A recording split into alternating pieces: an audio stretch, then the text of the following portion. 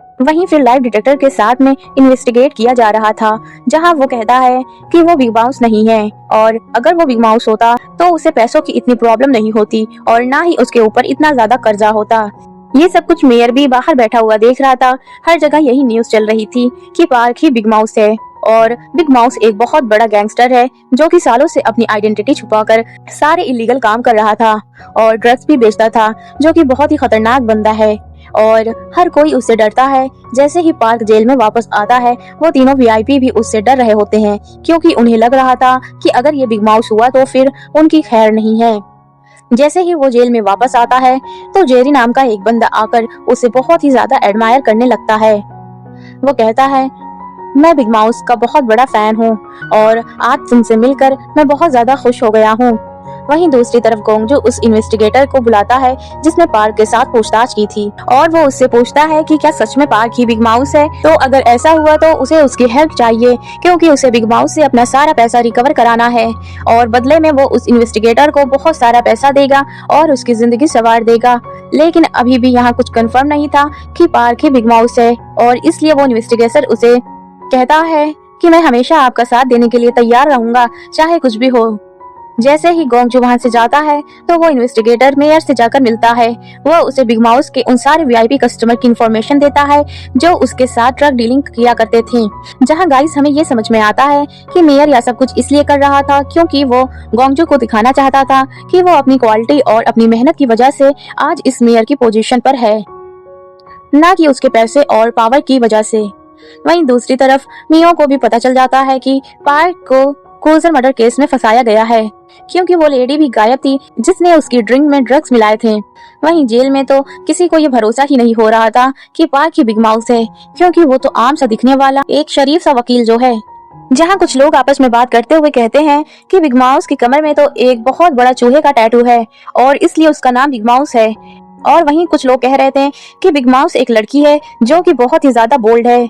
लेकिन तभी पर वहाँ एक और गैंगस्टर क्रिमिनल होता है जो कि बहुत ज्यादा गुस्से में आ जाता है, क्योंकि हर जगह बिग माउस की ही तारीफ हो रही थी, और वो गुस्से में जाकर पार्क का खाना फेंक कर उसको मारने लग जाता है। यह सब वार्डन देख रहा होता है और वो जाकर पार्क को बचाता है और उसे दूसरे रूम में ले जाकर बहुत सारा खाना खिलाता है, और उसके बाद वो उसे जेल में ले जाकर फेंक देता है। जहां पर पार्क अपने पुराने पलों को याद कर रो रहा होता है। वह सोच रहा था कि कैसे मीहो हर प्रॉब्लम का सलूशन कितनी आसानी से निकाल लेती थी। वह अपनी फैमिली के साथ बिताए हुए पलों को बहुत याद करके रो रहा था। वहीं मीहो अपनी फैमिली फोटो देखकर रो रही थी और वो समझ आती है कि उसे हर हाल में इन्वेस्टिगेशन स्टार्ट करनी पड़ेगी, जो कि कहीं और से नहीं बल्कि क्रूजर हॉस्पिटल से करेगी, क्योंकि वो मर्डर केस भी उसी हॉस्पिटल का जो था। नेक्स्ट डे मीहो नर्स का इंटरव्यू देने के लिए क्रूजर हॉस्पिटल में पहुंच जाती है, जहां उसका इंटरव्यू कोई और नहीं मेयर की वाइफ जूही लेती है, जो कि इस हॉस्पिटल की हेड थी। वो मीहो की क्वालिफिकेशन और उसकी बातों से काफी ज्यादा इम्प्रेस हो जाती है और उसे जॉब पर रख लेती है। फिर जब ये बात पार्क को पता चलती है कि उसके चक्कर में ही मीहो ने हॉस्पिटल ज्वाइन किया है और वो वहाँ सबूत ढूंढने के लिए गई है, तो वह मेयर से कहता है कि वो उसे डाइवोर्स दे देगा ताकि वो उसकी लाइफ से अलग हो जाए और उसे पार्क की वजह से कोई भी प्रॉब्लम ना हो, क्योंकि ये डिक्लेयर हो चुका था कि पार्क ही बिग माउस है और जो भी बिग माउस की वाइफ होगी लोग उससे जीने नहीं देंगे। फिर पार्क का कुछ सीन दिखाया जाता है जहां हमें ये पता चलता है कि जब मीहो और पार्क कॉलेज में थे तो पार्क एक बार फेल हो गया था और उसको अपनी फीस भरने के लिए उसके पास पैसे भी नहीं थे। जहां मीहो उसकी हेल्प करना चाहती थी, लेकिन पार्क कोई एहसान लेना नहीं चाहता था और फिर उसने पार्क से शादी करने के लिए प्रपोज किया था, क्योंकि उसके बाद वो आसानी से उसकी हेल्प कर सकती थी। फिर कुछ टाइम बाद पार्क लॉयर बन जाता है और फिर फाइनली उसने मीहो को प्रपोज किया था शादी के लिए, क्योंकि अब वो इतना कमा लेता था कि अब वो अपना और मीहो का ख्याल रख सकता था। ये सारे पल याद करके पार्क बहुत ज्यादा दुखी था, वो रो रहा था और वो मीहो के लिए एक नोट लिखता है कि वो सुसाइड करना चाहता है। लेकिन तभी एक फॉर्चून टेलर प्रिजनर वहाँ पर होता है जो उससे कहता है कि बेटा तुम्हारी उम्र तो बहुत ज्यादा लंबी है और तुम ऐसे मरने वाले नहीं हो। फिर पार्क सोचता है कि वो तो जेल में है और वह खुद अपनी जान लेने के पीछे क्यों पड़ा है जबकि और लोग उसकी जान ले सकते हैं। तो पहले तो वो अपने प्लान को अंजाम देने के लिए वो सबसे पहले उस गैंगस्टर के पास जाता है और उसके ऊपर खाना फेंकता है और साथ ही उसे कहता है कि तुम मुझे मारो। फिर उनके बीच फाइट हो जाती है और पार्क उसे घुसा मारता है, लेकिन उसका पंच इतना ज्यादा तेज लगा कि बेचारा वो गैंगस्टर दूर जाकर गिरता है। यह सब देखकर लोग बहुत ही ज्यादा डर जाते हैं और उन्हें अब ऐसा फील होने लगा था कि शायद सच में पार्क ही बिग माउस है। लेकिन तभी वहाँ पर एक दूसरा कैदी आता है और पार्क सोचता है कि अगर उसने इसको प्रोवोक किया तो वो उसे मार ही देगा। वो उसके पास जाकर कहता है कि तुमने अगर अपनी माँ का दूध पिया है तो मुझे मारो। लेकिन यहाँ पर तो सीन उल्टा ही हो जाता है। वो अपनी माँ का नाम सुनते ही जोर जोर से रोने लग जाता है। और ऐसा क्यों है ये तो आपको आगे की वीडियो में पता चल जाएगा। यही दोस्तों, पार्क का ये प्लान भी पूरी तरह फ्लॉप हो चुका था।